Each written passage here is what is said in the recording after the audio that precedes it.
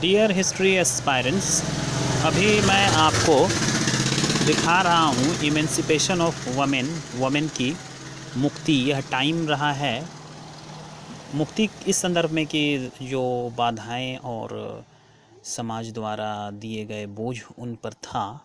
यह modern India के इतिहास चैप्टर से मैं ले रहा हूँ, जिसमें growth of new India, religious and social reform after 1858 के बाद, 57 का विद्रोह के बाद देख लीजिए।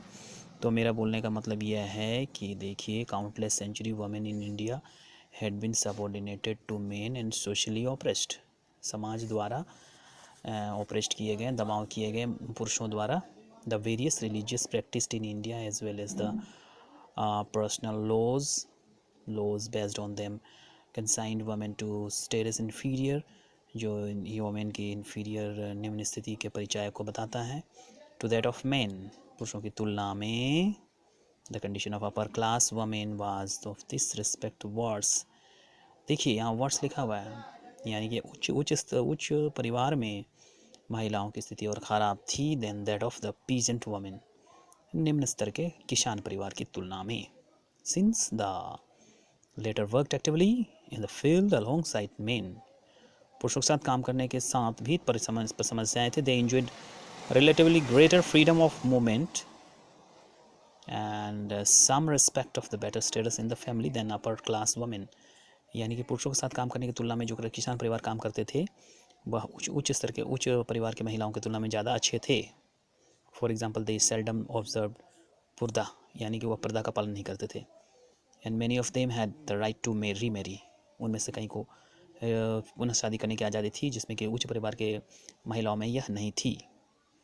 The traditional view often praised the role of women as wives and mothers, but the individuals they are were assigned very lowly social positions।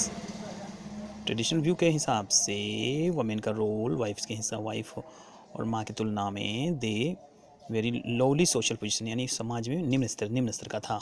They were supposed to have no personality of their own part.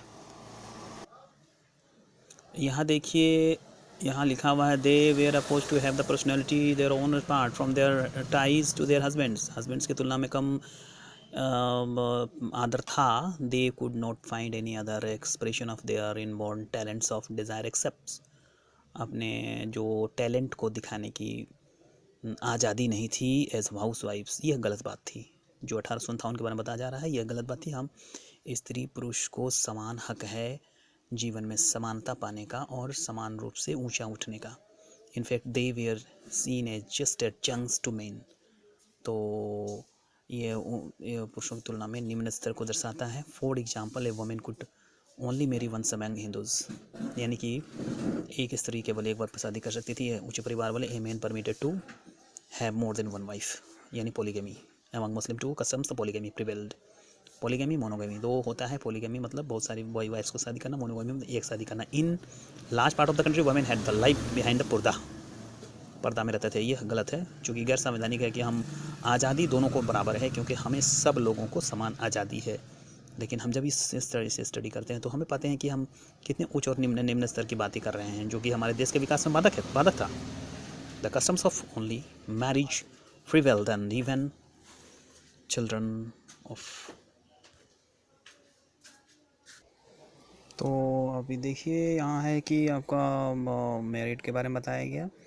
In many parts of the country horrifying custom of Sati of self immolation of window prevailed. देखिए सती जो funeral Pierre में जल जाते थे, वो उनको रोकने का ये रोकना जाना चाहिए, ये प्रयास ये चल रहा था। Hindu women had to right to inherit property। Hindu women had to right to inherit property, nor did they enjoy the right to terminate an undesirable marriage।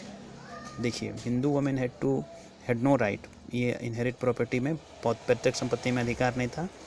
उनको enjoy the right to terminate an undesirable marriage, अनिच्छा वाली शादी करनी पड़ती थी।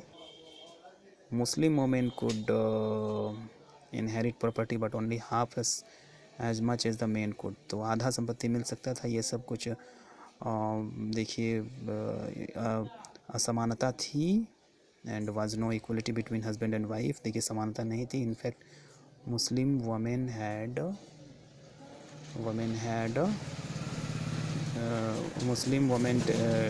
Dreaded divorce. तो Muslim women को divorce दिया जाता था। Women and the social position of Hindu Muslim women as well as their values were similar. The social position of Hindu and Muslim as well as their values were similar.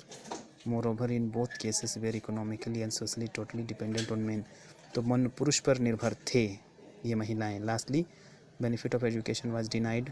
ये benefit education का benefit नहीं मिला। In addition women were taught to accept their subjection and even to welcome as the badge of honour. बाद में subjection and even welcome it as a badge of honor. It is true that occasionally women of the character and personality of Razia Sultana, Chand Bibi and Ahilya Bai Holkar arose in India. इन लोगों का उदाहरण दे सकते हैं, but they were exception of general pattern and do not in any way change in the picture. तो ये सब कुछ महिलाएं थी जो आगे आई समानता के लिए। Moved by humanitarian in egalitarian impulse of mid century, the social reformers started a powerful improvement of position of women. देखिए सोशल रिफॉर्म, समाज सुधारक reformer appeal to doctrines of the individualism, equality. Other declared that the true Hinduism and और Islam और Zoroastrianism did not sanction the inferior status of women. Women के नीचता, women की निम्नता को नहीं बोलता, ये कि समानता के लिए बोलता है ये। And true religion assign them high social position. तो समान सोशल पोजीशन मिलना चाहिए। Numerous individual reform society and religious organisation worked hard. बहुत प्रयास किया गया जिससे कुछ सफलता मिली। To prevent marriage and young children. देखिए मैं इसके बाद आगे वाले वीडियो में बहुत कुछ बताने का प्रयास करूँगा। तब तक के लिए धन्यवाद।